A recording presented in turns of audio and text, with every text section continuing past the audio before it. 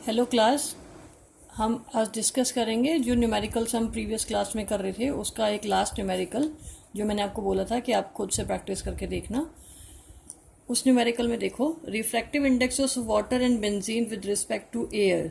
हमने refractive index बोला है वाटर का किसके रिस्पेक्ट में, एयर के। बेंजीन का रिफ्रैक्टिव इंडेक्स एयर के। इट मीन्स हमारे पास जो ये वैल्यूज़ हैं 1.33 एंड 1.550, ये हमारी कैसी वैल्यूज़ है, ये एब्सोल्यूट रिफ्रैक्टिव इंडेक्सेस की वैल्यू है वाटर और बेंजीन की। ठीक है, क्योंकि हम एयर से कंपेयर हो रहा है respectively. Calculate the refractive index of benzene with respect to water. अब हमें बेंजीन का रिफ्रैक्टिव इंडेक्स निकालना है किसके कंपैरिजन में, वाटर से। तो जो हमें निकालना है, जो हमें गिवन है वो देख लेते हैं पहले। हमें गिवन क्या क्या है, रिफ्रैक्टिव इंडेक्स ऑफ वाटर कितना दे रखा है 1.33, और हमें रिफ्रैक्टिव इंडेक्स दे रखा है बेंजीन का जो कितना है 1.50। लेकिन हमें क्वेश्चन क्या कैलकुलेट करने के लिए बोल रहा है, calculate the refractive index of benzene with respect to water. Means benzene का रिफ्रैक्टिव इंडेक्स पूछ रहा है एग्जामिनर किसके रिस्पेक्ट में, वाटर के रिस्पेक्ट में। ये हमारा क्वेश्चन है। अब मैंने आपको सॉल्यूशन कराने के लिए फॉर्मूलेज बताए थे। जब मैंने आपको बोला था कि जब रिफ्रैक्टिव इंडेक्स का फॉर्मूला हम निकाल रहे हैं तो जो वैल्यूज रिफ्रैक्टिव इंडेक्सेस में गिवन है, रिफ्रैक्टिव इंडेक्सेस में वैल्यू गिवन है, तो जिसकी रिफ्रैक्टिव इंडेक्स हमें कंपेयर करा रहा है उसका रिफ्रैक्टिव इंडेक्स ऊपर जाएगा और इसका नीचे जाएगा। Is it clear? ये हमने डेरिवेशन के थ्रू निकाला हुआ है। याद करो, हमने एक फॉर्मूला डिराइव किया था n(2)(1) is equal to n2 upon में n1। मतलब refractive index of 2 with respect to 1 is equal to refractive index of 2 upon में रिफ्रैक्टिव इंडेक्स ऑफ 1। हमारे पास बेंजीन का रिफ्रैक्टिव इंडेक्स कितना दे रखा है 1.50, और वाटर का रिफ्रैक्टिव इंडेक्स कितना दे रखा है 1.33। जब हम इसको सॉल्व करेंगे तो अप्रोक्स हमारा आंसर 1.33 आएगा। ये यूनिटलेस वैल्यूज हैं, मींस जो यूनिट है वो कैंसिल हो जाती हैं, क्योंकि हम जो स्पीड ऑफ लाइट से कैलकुलेट अप कर रहे होते हैं, speed of light in water, speed of light in air और वैक्यूम, तो हमारा ये आंसर आया। तो ठीक है, इसलिए यूनिटलेस होती है कौन, रिफ्रैक्टिव इंडेक्सेस की वैल्यू। क्लियर है? अब हमारे यहाँ पे रिफ्रैक्टिव इंडेक्सेस का टॉपिक कंप्लीट होता है। अब हम जो नेक्स्ट टॉपिक स्टार्ट करेंगे वो है हमारा लेंस। सबसे पहले अगर हम लेंस की बात करते हैं तो लेंस जो रिफ्रैक्टिंग सरफेस है उससे मिलके बना होता है। मींस कि जब दो स्फेरिकल या spherical plus plane reflecting surfaces join करते हैं एक दूसरे के साथ, तो वो क्या बनाते हैं, लेंस बनाते हैं। जैसे अगर हम पहले डेफिनेशन देख लेते हैं इसकी, when two spherical refracting two spherical, या कह सकते हैं प्लेन जिसमें ऐड हो, spherical refracting surfaces are joined together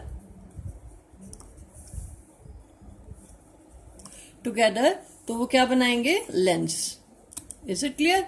अब इसको हम डायग्रामेटिकली समझ सकते हैं। अगर हम इस डेफिनेशन के हिसाब से बात करें तो हमारे पास एक लेंस ऐसा भी हो सकता है, एक लेंस ऐसा भी हो सकता है, with the help of two refracting spherical surfaces. ये भी स्फेरिकल सरफेस है, ये भी स्फेरिकल सरफेस है, ये भी स्फेरिकल सरफेस है, और ये भी स्फेरिकल सरफेसेस है। तो टू स्फेरिकल सरफेसेस की बात हो गई। अब वो प्लेन की बात भी कर रहा है। इट मीन्स अगर हमारा एक रिफ्लेक्टिंग सरफेस स्फेरिकल हो और दूसरा प्लेन हो, तो इस तरह भी हो सकता है। अगर हमारा ये तो हमारे इस तरह की शेप का हो गया। अभी हम शेप्स की बात करेंगे, पहले मैं बता रही हूं मैं आपको।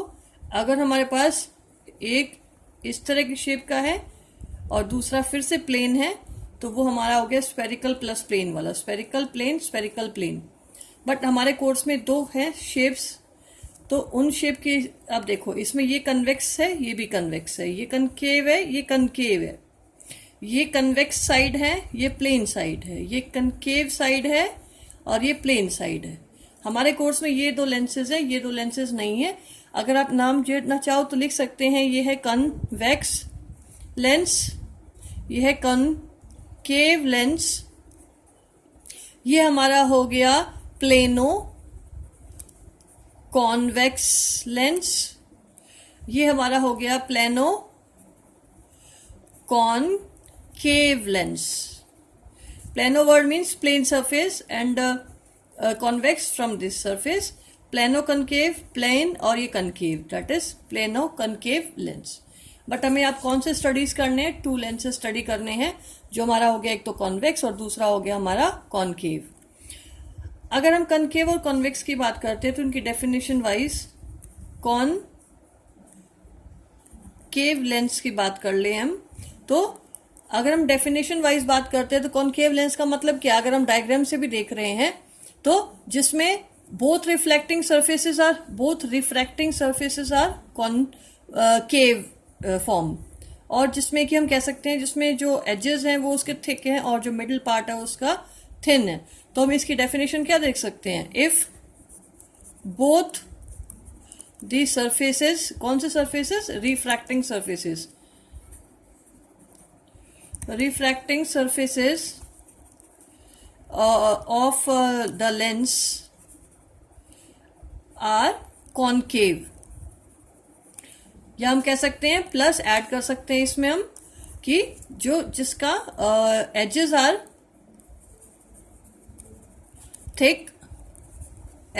Thick, but middle part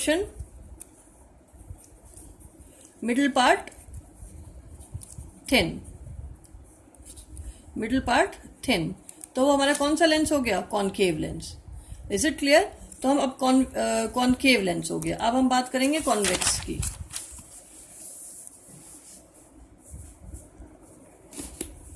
convex lens देखो,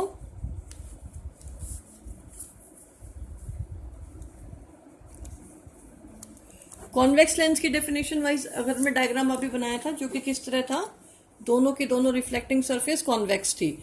if both the refracting surface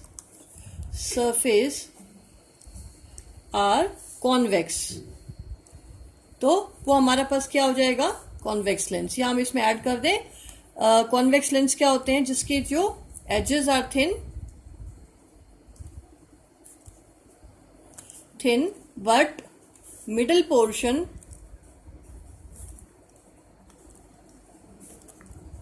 thick, जिसके एजेस क्या होंगे, थिन होंगे, लेकिन मिडल पोर्शन क्या हो जाएगा, थिक होगा। तो वो हमारा कैसा लेंस होगा, कॉन्वेक्स लेंस। ठीक है, अब हम इन्हीं के उस पर डिपेंड करके हम इन्हीं के कुछ स्पेशल जो टर्म्स हैं, जैसे कि हमने मिरर्स के बारे में स्पेशल टर्म्स बनाई थी, जैसे pole, centre of curvature, radius of curvature, ये सब। तो हम किसके बेसिस पे स्पेशल टर्म्स डिफाइन करेंगे, हम करेंगे लेंसेज के केस में। ओके, तो फर्स्ट अगर हम बात कर रहे हैं, एक चीज देखना, अगर हम कॉन्वेक्स लेंस बनाते हैं तो दोनों के हम सीक्वेंस से बात करेंगे। कॉन्वेक्स लेंस के अगर हम ये वाला सरफेस जो सरफेस है स्फेरिकल है, अगर हम इसको एक्सटैंड करके देखें तो ये हमारा इस तरह की फॉर्मेशन से बना होगा और ये हमारा इस तरह की फॉर्मेशन से अवेलेबल हुआ होगा। इसका मतलब इस स्फेयर का सेंटर क्या हो गया, ये वाला part, that is centre of curvature. अगर इस स्फेरिकल सरफेस की बात कर रहे हैं तो ये उसका सेंटर ऑफ कर्वेचर। तो एक पॉइंट हो गया हमारे पास सेंटर ऑफ कर्वेचर। इसी तरह अगर हम कॉनकेव का देखते हैं तो यहाँ पे एक्सटैंड करके देखें, इसको भी एक्सटैंड करके देखें तो हमारे पास ये सेंटर ऑफ कर्वेचर, ये इसका सेंटर ऑफ कर्वेचर, ये कॉन्वेक्स के लिए है, ये कॉनकेव के लिए है। Is it clear? हमें अब हम एक टर्म हमारे पास आ गई क्या, centre of curvature.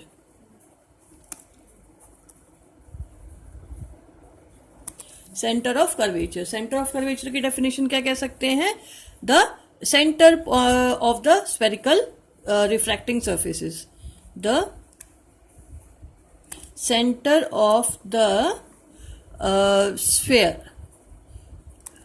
from which the spherical lens or surface of the lens is made up of. Is it clear? Means from which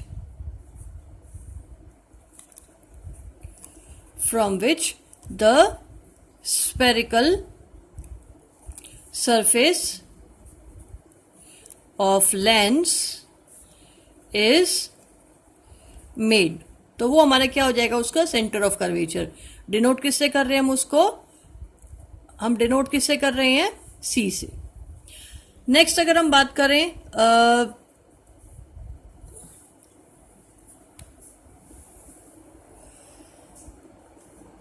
next हम बात करेंगे रेडियस ऑफ कर्वेचर की। रेडियस ऑफ कर्वेचर जो जैसे हमने मिरर्स के cases से बात की थी, वही सेंटर से लेकर के उसके जो सेंटर ऑफ कर्वेचर से लेकर के लेंस के सेंटर तक का distance.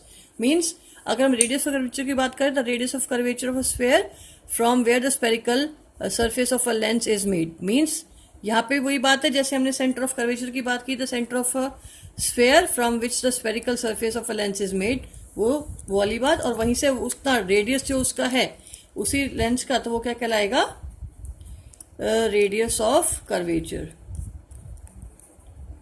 Radius of curvature means जिससे ये लेंस फॉर्म्ड हुआ है उस सेंटर पार्ट, जो सेंटर ऑफ कर्वेचर है उसका डिस्टेंस। ठीक है, तो वो उस पर्टिकुलर जो लेंस के पार्ट का क्या कहलाएगा, रेडियस ऑफ कर्वेचर। इधर का भी हो तो ये इसका रेडियस ऑफ कर्वेचर। जहां पे ये बात करें तो इसका रेडियस ऑफ कर्वेचर क्या है, ये, इसका रेडियस ऑफ कर्वेचर क्या है, ये। Is it clear? तो ये हमारा हो गया radius of curvature. Is it clear? अब हम नेक्स्ट अगर बात करें तो कहेंगे principal axis of the lens. Lens का प्रिंसिपल एक्सिस। लेंस के प्रिंसिपल एक्सिस से पहले एक टर्म है वो देख लेते हैं, वो है ऑप्टिकल सेंटर। ऑप्टिकल सेंटर, इनके जो डेफिनेशन, प्रॉपर डेफिनेशन मैं आपको पीडीएफ में फाइल कर दूंगी, वो आप साफ साफ कॉपी में उतार लेना। ऑप्टिकल सेंटर की बात हम करते हैं तो जो लेंस है हमारा, उसका जो सेंटर पार्ट है, लेंस का जो सेंटर पार्ट है, that is called optical centre. Optics word हम बात कर चुके हैं, जो ट्रांसपेरेंट मीडियम जिसमें एक्सेस या मैक्सिमम ट्रांसमिशन ऑफ लाइट होती है, तो वो हम किस टर्म में यूटिलाइज करते हैं, ऑप्टिक्स में। और उस अब यहाँ पे लेंस हमारे जो कॉन्केव है, कॉन्वेक्स है, वो क्या है, ऑप्टिक्स की टर्म को फुलफिल कर रहे हैं। इसीलिए अब ये ऑप्टिक्स फॉर कॉन्वेक्स और ये इसका, तो उसका सेंटर क्या कहलाएगा, ऑप्टिकल सेंटर। तो इसका डेफिनेशन वाइज बात करें, द सेंटर पॉइंट या the centre of a lens, the center of the lens is called optical center. Is it clear class? अब हम नेक्स्ट बात करेंगे प्रिंसिपल एक्सिस की। अब हम नेक्स्ट किसकी बात करेंगे, प्रिंसिपल एक्सिस की। प्रिंसिपल एक्सिस क्या है, वो लाइन जो कि centre of curvature optical centre को जोड़ती है, या कह सकते हैं दो सीज को जोड़ती है, दो सेंटर ऑफ कर्वेचर को जोड़ने वाली जो लाइन है, इमेजिनरी लाइन है, that is called principal axis. जैसे कि हमने मिरर्स के केसेस में पढ़ा था कि वो प्रिंसिपल एक्सिस क्या है, द लाइन जॉइनिंग द, हम नाम भी दे सकते हैं इसको C1 दे दो, इसको C2 दे दो, C1 C2। तो line joining C1 and C2 is called through the optical centre is called the principal axis. वही बात हम यहां करेंगे, the line joining the C1 and C2 of the concave lens through optical centre, वो हमारा क्या हो जाएगा, प्रिंसिपल एक्सिस। क्लियर है? अब ये सब टर्म करने के बाद हम इसका प्रिंसिपल फोकस फाइंड आउट करें, जो टॉपिक हो गया प्रिंसिपल फोकस। जैसे हमने मिरर्स के केस में प्रिंसिपल फोकस ड्रॉ किया था, उसी तरह हम इसका भी ड्रॉ कर सकते हैं। यहाँ पे देखिए, जैसे हमारे पास ये कॉन्वेक्स लेंस है, ये कॉन्केव लेंस है। अब वही बात, ये इसका ऑप्टिकल सेंटर, ये हमारा अभी बात पूरी जो है वो करेंगे, जो उसका F1 F2 निकालेंगे उसको। अगर हम एक पैरेलल बीम ऑफ लाइट लेके आते हैं तो वो, क्योंकि अब इसको इमेजिनरी डॉटेड से पार्टीशन कर लो इसका, ताकि हमें जो जितना रिफ्रैक्शन है वो यहाँ से करवाना है, यहाँ तक लाइन लेके और यहाँ से इसको ट्रैवल करा के इस तरह काटना है। ठीक है, तो अगर यहां से भी हम करते हैं और ये एक्चुअल, देखो एक्चुअल कटिंग ऑफ लाइट हो रही है, तो ये इसका फोकस हो जाएगा। ऐसे ही हम इसकी बात करें, इसमें एक्चुअल कटिंग नहीं होगी लाइंस की, एक्चुअल मीटिंग नहीं होगी लाइंस की, तो इसका मतलब ये डॉटेड से मिलेगा और ये इसका principal focus object left side में। इसी तरह हम इसका दूसरा फोकस भी निकाल सकते हैं जो इधर हो सकता है। इट मीन्स हमारे पास प्रिंसिपल जो फोकस है वो इस तरह के आएंगे।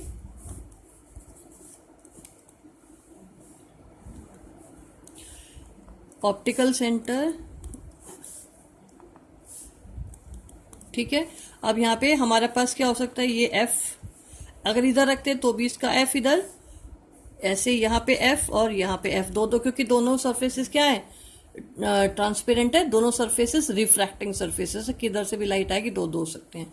और दूसरा हमारा क्या निकला हुआ था, एक सी निकला हुआ था C1 और ये हमारा C2, यहाँ पे वो डिस्टेंस C1 और ये हमारा C2। Is it clear? तो ये हमारा प्रिंसिपल क्या हो गया, फोकस। अब आएगा फोकल लेंथ। फोकल लेंथ क्या होती है, फोकस से लेकर के ऑप्टिकल सेंटर तक का डिस्टेंस फोकल लेंथ, और ये हमारा क्या था, रेडियस ऑफ कर्वेचर। ऐसे यहाँ पे हो गया एफ और ये आर, ऐसे यहाँ पे हमारा ये focal length F, small F और ये कैपिटल एफ, और यहाँ पे ये हमारा आर और ये हमारा आर। Is it clear? ये कुछ बेसिक टर्म्स हैं जो कि हमें रिक्वायर्ड होती हैं जब हम डायग्राम्स बनाएंगे तब। आगे जाके बुक्स में यहाँ पे C1 की जगह, जो जहाँ पे C1 है वहाँ पे हम जो डबल डिस्टेंस है उसको हम F2 मान लेते हैं। मीन्स जब भी हम आगे डायग्राम्स पढ़ेंगे और NCERT देखेंगे तो हमारे पास ये ऑप्टिकल सेंटर रहेगा, ये F1 रहेगा, और इसका डबल डिस्टेंस जो है जहाँ पे ये सेंटर ऑफ कर्वेचर मार्क्ड होगा वहाँ पे हम उसको मेंशन करेंगे F2। ये F1 ये हो गया आपका F1 और ये F1, ठीक है। अच्छा ये F2 और ये हमारा हो गया F2 और ये हो गया हमारा, जैसे हम डिस्टेंस की बात करें तो ये हो गया हमारा 2F और ये 2F2, ठीक है। Is it clear? 2F1 और 2F2 ये मार्क करेंगे हम उसमें, ऐसे हम इसमें मार्क कर लेंगे तो हमारे डायग्राम्स है वो ड्रॉ अप हो जाएंगे। Is it clear? अब अगर हम इसी तरह किसका बनाएं, इसको मान लेते हैं 2F1, 1 माना हुआ है ना हमने इसको, और इसको हमने क्या माना हुआ है, इसको हम दोबारा देखते हैं, क्लियर हो जाएगा। अगर हम इसको इस तरह ड्रॉ कर रहे हैं तो हमारे ये ऑप्टिकल सेंटर, ये हमारा हो गया F1 और ये हमारा हो गया 2F1। अब ठीक है, क्योंकि F1 कैटेगरी इधर ही है सारी। अगर हम यहाँ पे माने तो ये F2 और ये हमारा हो गया 2F2। क्लियर? जैसे ये वाला ठीक था, ये हमने इसे किया, इसको रहने दो, इसको चेक कर लेना। अब यहाँ पे देखो, इसके लिए देखें तो यहाँ पे हम दोबारा वही कर सकते हैं, ये हमारा हो गया F1 और ये हमारा हो गया 2F1, ये ऑप्टिकल सेंटर। ऐसे यहाँ पे F1 और इसका हो गया 2F1, ठीक है। ये चीज़ें हम आगे यूज़ करेंगे, तो उसके लिए हमें ये चीज़ें पता होनी चाहिए कि क्या ऑप्टिकल सेंटर है, क्या फोकल लेंथ है, ठीक है। अब इनको सॉल्व करने उससे पहले जब हम डायग्राम्स बनाते हैं, डायग्राम्स बनाने के लिए हमारे पास कुछ रूल्स होते हैं, वो रूल्स हमें अभी समझने हैं। तो rules for image formation, rules for image formation, जब हमें कोई इमेज बनानी है तो इमेज उसके लिए रूल्स होंगे जो लेंसेज के केस में होंगे। और जो हम अभी लेंसेज के केस में पढ़ेंगे तो हम पहला लेंस पढ़ेंगे कॉन्वेक्स लेंस, ठीक है। पहला लेंस हमारे कॉन्वेक्स की बात करें या दोनों ड्रॉ करते चलते हैं, आपको इजीली समझ आ जाएगा। वैसे ही लॉज है जैसे कि हमने लॉ पढ़े थे मिरर के केस में। तो ये ऑप्टिकल सेंटर, ये F, अभी तो सिर्फ F, ये दो काम आएंगे, फिर आगे वाले डायग्राम्स में दूसरे बना लेंगे। वही रूल्स कॉनकेव में भी देखना, इकट्ठे बोल रहे हैं हम दोनों, डॉटेड से जरूर उसको डिवाइड करो, F1 और ये हमारा F2। पहला रूल है, when a ray of light which is parallel to principal axis, यहां से देखो, यहाँ ये सेंटर से जो लाइट डिवाइड हो रही इसी से रिफ्रैक्ट करना, it passes through the focus. पहला रूल है, जैसे कि मिरर के केस में था, when a incident ray which is parallel to principal axis after reflection it goes from focus. Is it clear class? अब इसको हम करते हैं किसमें, कॉन्वेक्स कॉनकेव में भी। ये तो कॉन्वेक्स में बनाया हमने, यहाँ हम लिख लेते हैं ये कॉन्वेक्सिस के होंगे, ये कॉनकेव के होंगे। When A ray parallel to principal axis, अब ये डाइवर्जिंग लेंस है तो ऐसे लाइट फैलेगी, तो it appears to goes from focus, ऐसा लगेगा कि वो कहां से जा रही है, फोकस से जा रही है। Is it clear? समझ आया आपको? अब नेक्स्ट सेकंड, ये तो रूल फर्स्ट हो गया। रूल फर्स्ट के लिए लिख सकते हैं हम, when incident ray of light which is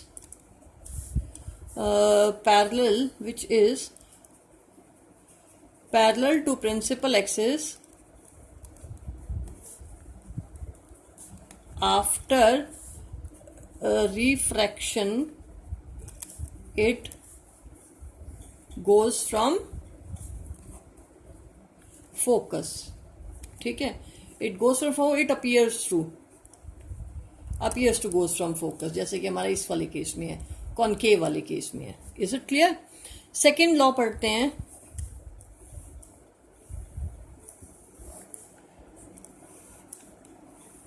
या सेकेंड रूल पढ़ते हैं। Optical centre partially divided F1 और F2, hair F1, hair F2। Next rule, अगर हम इसको थोड़ा मेजर करके बनाओगे तब इजीली बन जाएगा। ठीक है, a ray of light which comes from focus, एक रे जो फोकस से आ रही है वो आफ्टर रिफ्रैक्शन, डॉटेड जो है, refraction became parallel to the principal axis. Is it clear? जैसे कि हमने मिरर के केसेस में भी किया हुआ है, एक रे जो फोकस से आ रही है वो आफ्टर रिफ्रैक्शन प्रिंसिपल एक्सिस के पैरेलल हो जाएगी। ऐसे ही हम अगर इसमें देखें, एक रे ऐसा लग रहा है कि,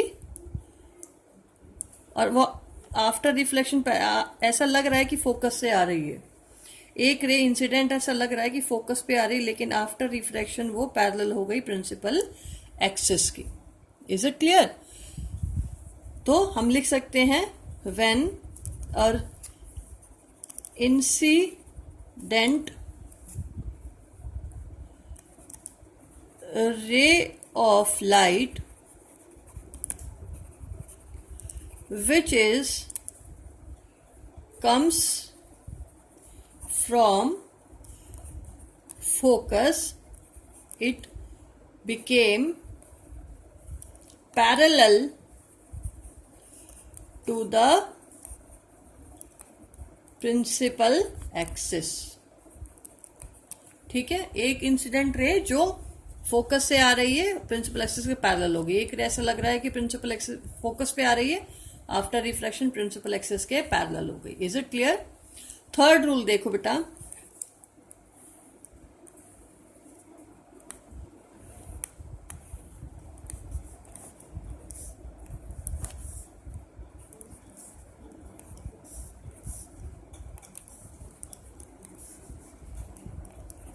थर्ड रूल देखना, एक रे जो ऑप्टिकल सेंटर पे आ रही वो ऑप्टिकल सेंटर से ही पास आउट हो जाएगी without any refraction.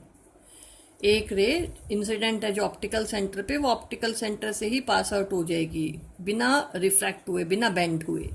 Is it clear? ऐसे ही हम कॉनकेव, जैसे कॉन्वेक्स में किया, ऐसे ही हम कॉनकेव में करेंगे। एक इंसिडेंट रे जो ऑप्टिकल सेंटर पे आ रही है वो ऑप्टिकल सेंटर से स्ट्रेट पास हो जाएगी बिना किसी बेंडिंग के।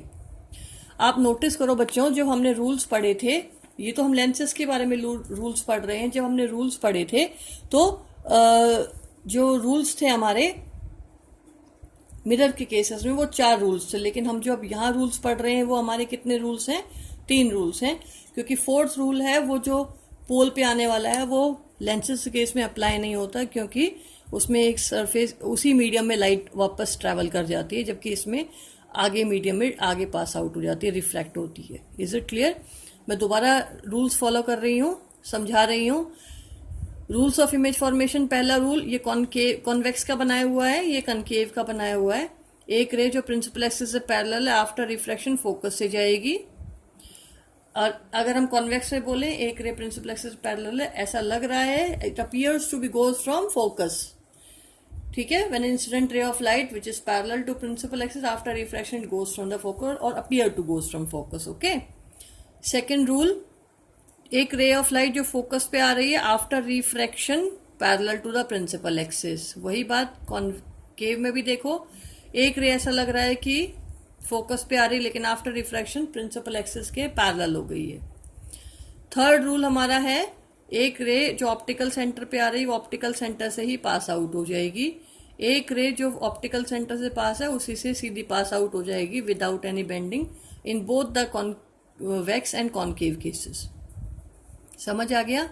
तो एक बार रिकैप देख लेते हैं क्या क्या हमने पढ़ा है। हमने स्टार्ट किया आज लेंसेज से, वैसे न्यूमेरिकल भी किया था बट लेंसेज से स्टार्ट किया था। हमने टाइप ऑफ लेंसेज पढ़े। हमारा पहला टाइप है कॉनकेव लेंस, दूसरा हमारा टाइप है कॉन्वेक्स लेंस, उसके हमने कुछ जनरल टर्म्स पढ़ी थी, ठीक है, और उसके बाद हमने क्या पढ़े थे, रूल्स पढ़े थे लास्ट में। इज इट, अब कोई डाउट हो, एक बार बेटा इन सब की आप प्रैक्टिस करेंगे। प्रैक्टिस करने के बाद जो भी आपको डाउट्स है आप मुझे फ़ोन करके पूछ सकते हैं। मैंने आपको इनकी पीडीएफ में आपको अवेलेबल करा दूंगी, वो आप फेयर कॉपी में राइट डाउन करेंगे। जो असाइनमेंट मैंने आपको दे रखा है वो असाइनमेंट आप नोटबुक में ही करेंगे और असाइनमेंट को आप ईमेल पे सेंड अप करेंगे। Is it clear? ओके बेटा, आगे जितनी भी चीज़ें ये डायग्राम्स जो हैं बनाने में जितने ईजी, दिखने में जितने ईजी है, बनाने में थोड़े मुश्किल लगेंगे। आप जितना हो सके स्केल और पेंसिल से ही बनाने की हैबिट डालेंगे और रेगुलर पढ़ाई स्टार्ट करे रखें, क्योंकि अब कोर्स थोड़ा लेंदी है, ये चैप्टर बहुत लेंदी है, टिपिकल भी चैप्टर है, इसीलिए आप वीडियोस रेगुलर टाइम इंटरवल पे देखें। रेगुलरली वीडियोस देखेंगे तो आपको गो थ्रू रहेंगे कि हाँ हमारे नोटबुक में क्या चल रहा है और हमारी वीडियोस में कौन सा टॉपिक चल रहा है, इससे आपको चीज़ें क्लियर रहेंगी, ठीक है। तो इन रूल्स के डायग्राम्स की आप प्रैक्टिस करेंगे, लेंसेज को स्टडी करेंगे। ये रूल्स आप प्रैक्टिस कर लोगे तभी हम इमेज फॉर्मेशन आगे है जो डिफरेंट पोजीशंस पे रखेंगे वो सीख पाएंगे। Okay class.